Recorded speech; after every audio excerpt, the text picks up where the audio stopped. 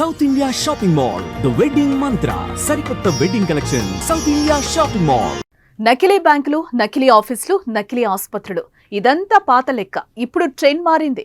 ఏకంగా fake police స్టేషనే పెట్టేశారు. అది కూడా 1-2 రోజులు కాదు, ఏకంగా ఏడాది పాటు సాగింది. ఆఫీసర్ గా చలామణి అవుతూనే ప్రజలను మోసం చేస్తూ వస్తున్నాడు. నెలలు గడుస్తున్నా దీన్ని ఏ ఒక్క అధికారి గుర్తించకపోవడం గమనార్హం. ఇక్కడ మరి ఈ దారుణం ఎలా వెలుగులోకి వచ్చింది? ఇది ఎక్కడో ఇప్పుడు తెలుసుకుందాం.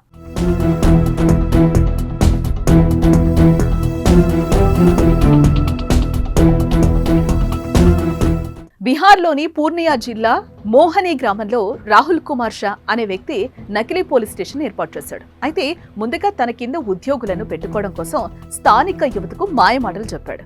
గ్రామీణ రక్షాదళ్ రిక్రూట్మెంట్ పేరుతో కానిస్టేబుల్, చౌకీదార్ల అక్రమ నియామకాలను చేపట్టాడు.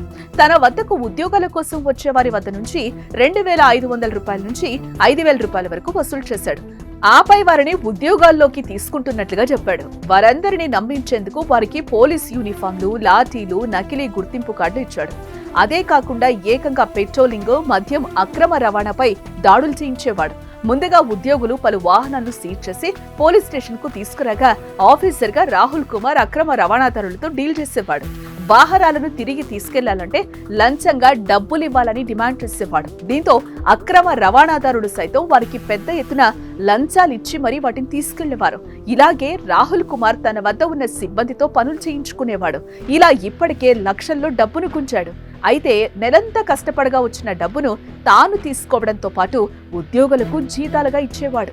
ఇవే కాకుండా హెల్మెట్ ధరించని వారు, లైసెన్స్ లేని వారికి భారీగా జరిమానాలు విధించేవారు.